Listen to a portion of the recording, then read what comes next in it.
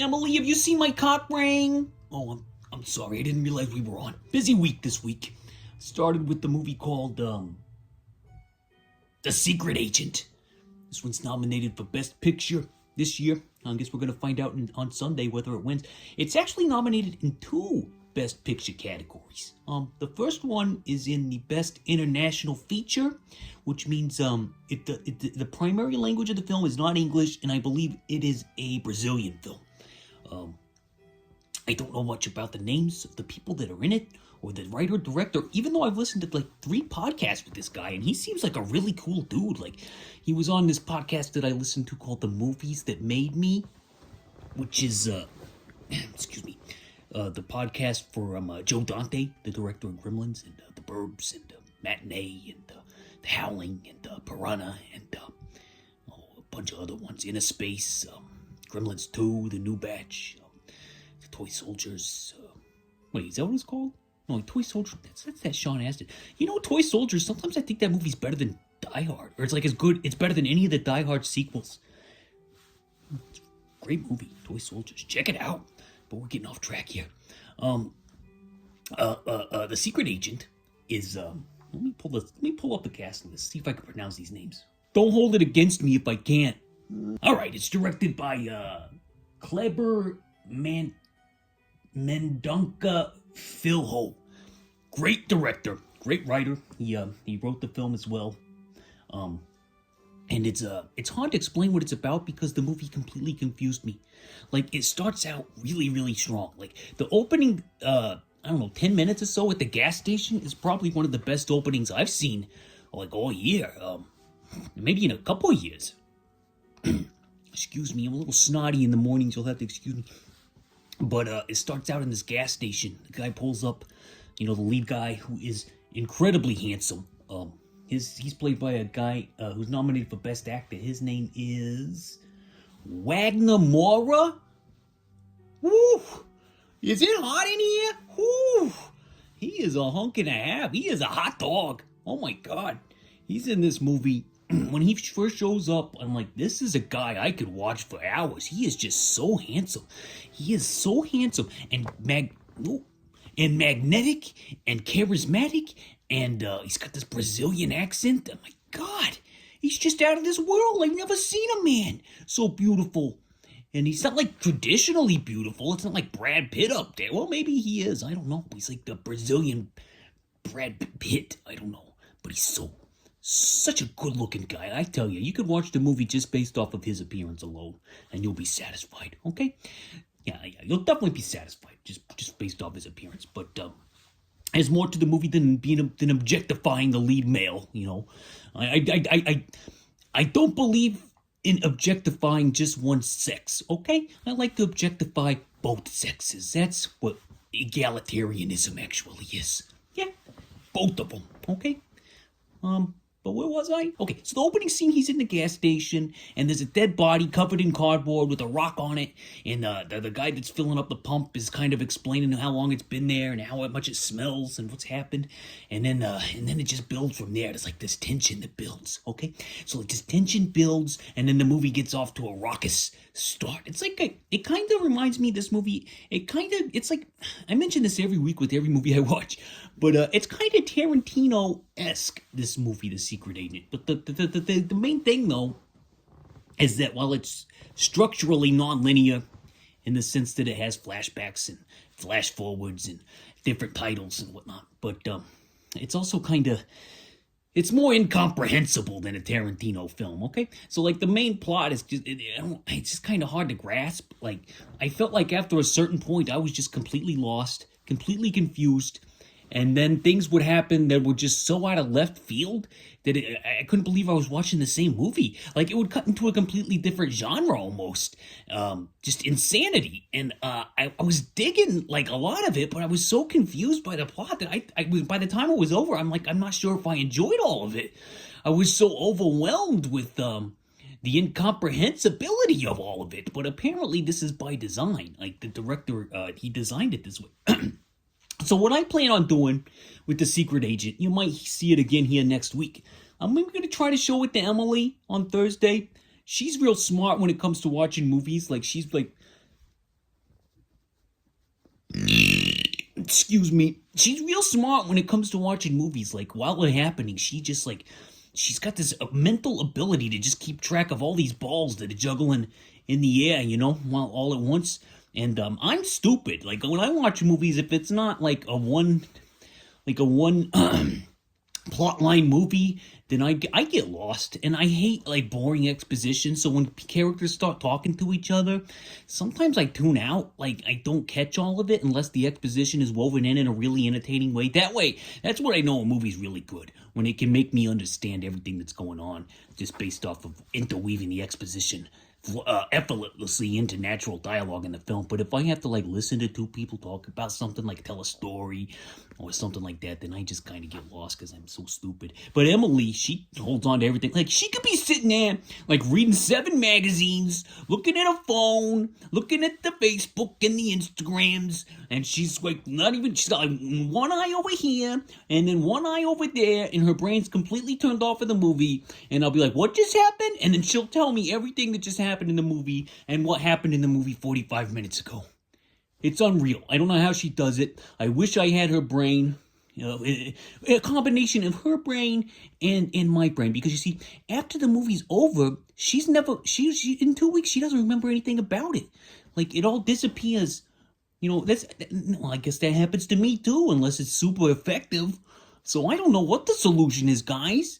I just watch movies as dreams, and then I put them on record here, and that's what it is. Yeah, that's what this is for. Yeah, okay. So we solved it. We solved the problem. I don't know how many thumbs to give this movie because it was so overwhelming, but it's so cool. It's like a lot of genre elements in here. Genres like grindhouse.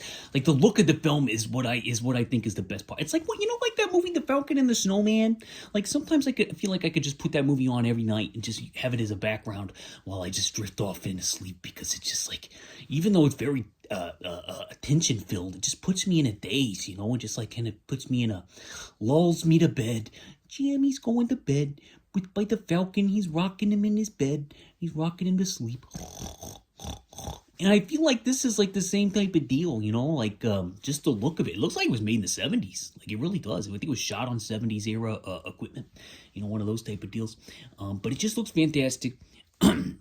Sounds fantastic. Got a great soundtrack, mostly like Brazilian like score type stuff. I think there's an Ennio Morricone song in there that really gets the blood pumping.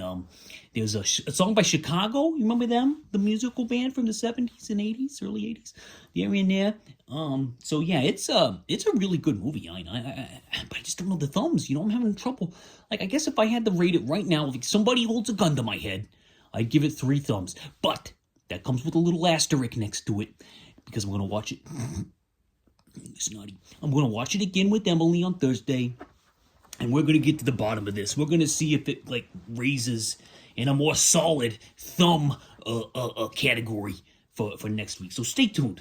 Maybe you're not going to get this in depth of a ramble on it, but you can definitely rest assured I got to get The Secret Agent in again. Viewing number 2 coming up. Yeah. Okay. Let's see. What else did I watch? Let me get my notes. Going all the way back to last week. When I was a little boy, I got really into Stanley Kubrick. Clockwork Orange, I think, was first. That's right. When I was a little boy, one of my favorites was A Clockwork Orange. And we even had the poster. I think we were like 12 or 13. My God, I don't know what my mother Janice was thinking, letting her children watch any movie they wanted, but A Clockwork Orange was one of them. And there he was on the poster, the adventures of a young man whose primary interests are not mentionable here. Okay, so A Clockwork Orange was a big one. And then I saw all the other Stanley Kubricks. The only one that I had like zero interest in was Barry Lyndon. And it just didn't appeal to me. It just looked like old-timey stuff, and it just looked like it was boring, and I'd always see that it was like 2 tapes, and then it was like extremely long, and I just could never bring myself to even think about watching. Because back in those days, I'd have to watch everything all in one sitting, I just felt like you weren't watching a movie unless you were watching it all at once. But I tell you, when I had Lucy, I'd realized, I'm not getting anything in unless I chop all these bad boys up, and maybe the cinephiles frown on that, but I'd rather take some of it in than none of it. Yeah, maybe you have a different point of view on that, and that's fine. But we're all humans. We're all working. We're all going through life together, and I can live it the way I want to live it, and you can live it the way you want to live it. So no gatekeeping here. No, sir. No gatekeeping in Jamie's house. I watch anything how I want to. So this one I split up in about 3 nights. I've actually seen it before. I caught it a few years ago, and I was thoroughly impressed, and I liked it way more than I thought I would. Because it kind of catches you. I'm out of breath, and I'm sweating. Why am I so sweaty? It's hot in here. Ooh, hold on 1 second. I blame Wagner Moura for getting me all hot and bothered. But so like it hooks you right away. It's got this great score. This Barry Lyndon, like the opening scene. Let me tell you. Once you watch this opening scene and you get the idea of what kind of stuff you're gonna see in this movie, I think you're gonna like it. I think you're gonna be like, okay, well this is, and then the first half hour is just so good that you're just like, well, I gotta keep going with this bad boy. And then I kept going with it, and I kept going with it. So I watched the first hour, and then I watched a couple segments while I was on my break at work on my cell phone. I'm sorry, David Lynch. I know you got a big problem. Miss you, David. Miss you every day, but yeah, that's right. I watched Barry Lyndon, one of the most beautifully shot films of all time. I watched it on my phone, parts of it. Can you believe that? And then I watched the rest of it on my computer. What are you gonna do about it? No gatekeeping here, no sir. It's still in there, and guess what? I still give it 5 thumbs. So, what do you think about that? I think a great movie is a great movie no matter where you watch it. If you watch it on VHS, if you watch it on a streaming service, if you watch it on a Blu-ray, if you watch it on film, if you watch it even on an archive on the internet of some sorts. That's what I did.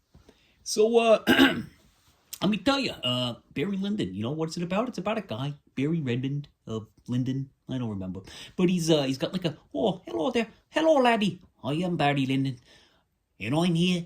I can't do an impression of him, and it sounds awful, but he is, he's like a Scottish, I think. Maybe he's Irish. I don't know. He's one of those over there. You know how they are. And, I don't mean it, no offense. I just don't remember. I don't remember. But my brain, like I said, I'm stupid. I said that earlier, and I think I say that every episode. But Barry, he's got a crush on his cousin, you know, and then she gets involved with the fella, and then they there's duels, and there's he joins armies. He cons his way out of armies. He becomes like a big aristocrat style fella, you know, like the Disney film. And he's got a family at some point, and it's just like, I don't know. I found the whole thing very good. In fact, I find it excellent. 5 thumbs and a heart on Letterboxd. Barry Lyndon. Check it out. If you've never seen it, you think it's not the best. It was nominated for Best Picture, folks. Just in 1975. It was up there with Jaws. Okay? Jaws and Cuckoo's Nest. Barry Lyndon was with that batch, if I remember right. And I think that I do. Because when it comes to the 70s, I got a brain like a steel trap. And that's all still in there. Why remember the weapon? Why remember the weapon? Why remember the weapon? By the way, I like Ryan O'Neal. I really like him in this. He's very good. Maybe he got criticized back when it came out, but I think he's very good. Very good, Ryan O'Neal. Not as hunky as Wagner Moura, but he's one of those hunks. One of those hunks that was setting the world on fire in the 70s. Tatum's daddy. What else did I watch? I watched a movie called Dragonfly. You'll be able to find it on Tubi under the title One Summer Love. And I was scrolling on my Tubi Friday, and I was like, I gotta watch something from... I like to set rules for myself, so I'm not scrolling through everything. Let's watch something from 76. Let's stick with the Barry Lyndon, you know, as I was playing locally here in my town in 76. So let's... even though it came out in 75. But it was, let's find something for 76, like a B movie that I never heard of. So I kind of looking through there, and I see one with old Susie Sarandon, one of my gals. She's a little motor scooter. I love you, Susie. I love your big bug eyes. Beautiful. And I don't mean that in a bad way. Beautiful eyes, Susie Sarandon. Beautiful. Nice and big, too. Usually she doesn't got them covered up. Usually she's just like got them free falling. her eyes. She's not wearing glasses or anything, is what I mean by that. I don't know what you think I'm talking about. Bo Ridges, yeah, Reggie Bo is in there. Bo Ridges, that's Jeff's brother. Jeff Bridges, the Big Lebowski, he stars in the film. As a mental patient who's he's in the cuckoo's nest when the movie starts, and you got all these like comically hamming it up 70s actors trying to act like they're wacko and crazy. Doesn't age well, that part, but Bo decides he's ready to leave the coop. He's ready to fly the cuckoo's nest, and his doctor says, well, I guess you're ready, but keep in touch. So he kind of wanders off. He doesn't have a game plan or anything. He just wants to go find the Arlingtons in his hometown, so he just kind of hitches rides and goes to a movie theater, and that's where he meets Susie, my beautiful Susie Sarandon, and she, for some reason, she becomes enamored with him after he buys like a bunch of candy and takes it into the theater, and then he gets sick in the theater because the movie makes him sick, I guess, activates some PTSD. And she just wants to baby him and fix him and take care of him. We know absolutely nothing about her, by the way. Through the entire film, she just seems to be infatuated with him for no reason. Even though his personality switches on a dime and he turns into a psychopath out of nowhere multiple times. I don't get it. I don't know what anybody sees in this man. I have nothing against mentally ill or mental illnesses. I probably got a few of them myself. But for some reason, she's infatuated with him, and the movie never really gives us a reason to believe why she would be so enamored with this Starman individual. Because he's like pre-Starman Bridges Starman, like Jeff plays Starman, and Bo is playing a version of Starman in this one. He's very stoic, speaks in like stilted sentences. I don't know. But the movie itself is, it's bad. It's bad. I can see why nobody remembers it and why it's got like 30 reviews on Letterboxd. And now it's got 31 from Old Jammy.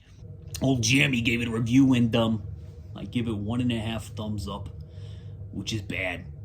That's a bad review. That's a bad movie. It literally, I don't understand the character's motivations at all. I mean, like, it kind of keeps you watching it, but around every time something happens, it just leaves you like, whoa, what's this about? What's the point?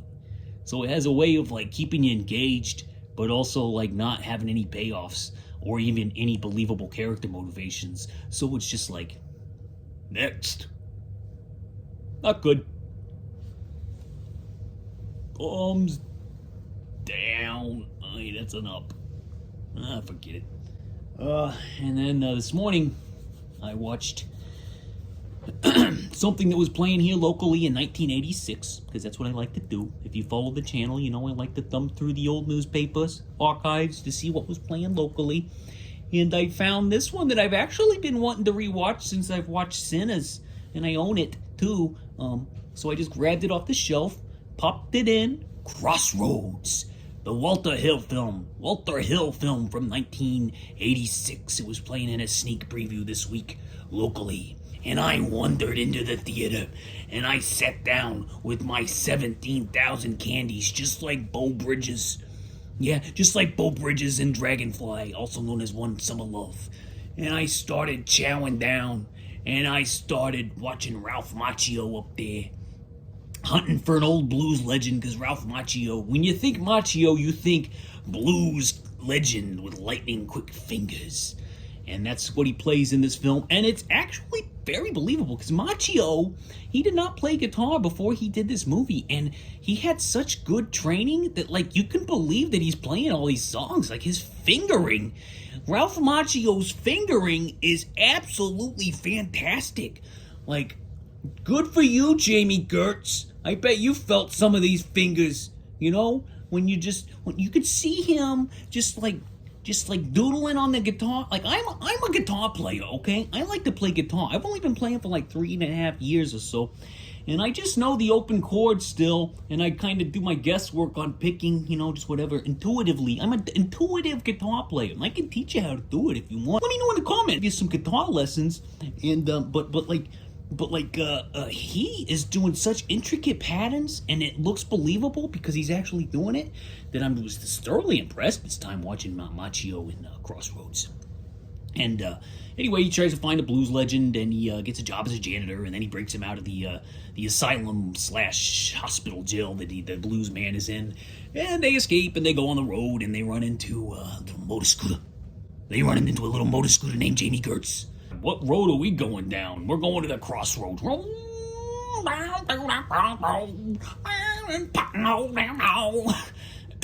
I'm sorry, I'm so hyped up on coffee. That's probably why I'm sweating to death. But Jamie, I have very low view count on this channel, and I'd actually like to get it lower, because most people want to go higher. I want to get down to, like, being on here for years and having, like, a view count of 1 or 2, you know, for every video. But if one of those 2 viewers happens to be Jamie Gertz, Emily told me it was okay. We could have a lunch together if you want to, because we're about the same age, I think. Well, actually, you're way older, but I feel like we're the same age, because when I was the same age you were in this film when I first saw it, and I think we could, like, I think we could have a nice cup of coffee together. Emily said it's okay. Me and you, Jamie Gertz, me and you, okay? What? Oh yeah, it's got the big climactic sequence with Stevie Vai, I think is how you say it. This guy's a shredder. Okay, this guy is a shredder. He's one of the teachers of Macchio, by the way. He's teaching him how to do all the fingering, and they are just fingering it up. They're fingering the axes in the barn, and then they're just having a big climactic, top that, all crazy guitar shredding fest, and it's very fun. A lot in common with Sinners, this movie, I must say. Like, I can see the influence on Sinners, like, in multiple ways. Not just the music aspect, but the way that, like, the time periods kind of mesh together, too. It's, like, you feel like this movie's, like, in the 30s, but it's actually, like, takes place in the 80s. But, just never feels like the 80s to me, outside of Macchio's mullet and no sideburns. He just has them lopped off on the sides, I don't know. But, other than that, that's great chemistry with all the cast, the 3 leads, Macchio, Jamie Gertz, and let me get the other guy's name. Excuse me. Let me look at my notes. Looking at my notes still. Hold on.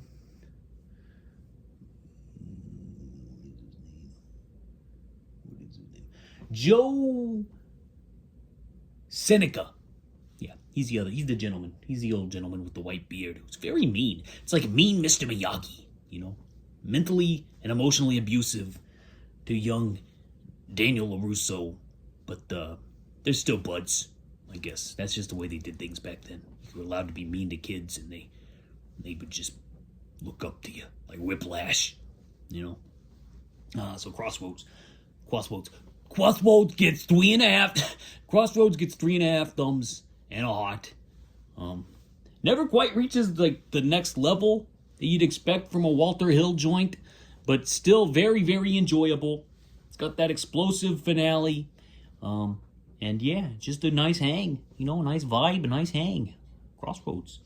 And that does it for this week. Sorry I took my clothes off without asking you. I swear, I know I swore I'd never do it again, but it was just so hot in here, and I'm just like sweating bullets. Whew. Yeah. So look forward to The Secret Agent again next week. And next week we're gonna have an Oscar rundown. We're gonna see what won Best Picture. Everybody said, "Hey Jeremy, what do you predict for Best Picture?" And I'm gonna make a bold choice here. I think we're gonna see Sinners win Best Picture.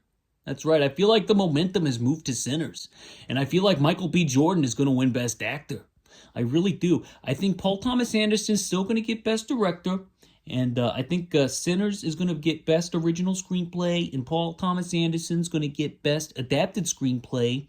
I don't know who wins Best Actress. I don't remember who's nominated for anything else. But I bet K-Pop Demon Hunter wins Best Animated Film, and Golden wins Best Original Song. So that's the and I bet The Secret Agent wins Best Foreign Film, International Film. Excuse me. Hope I didn't offend anyone.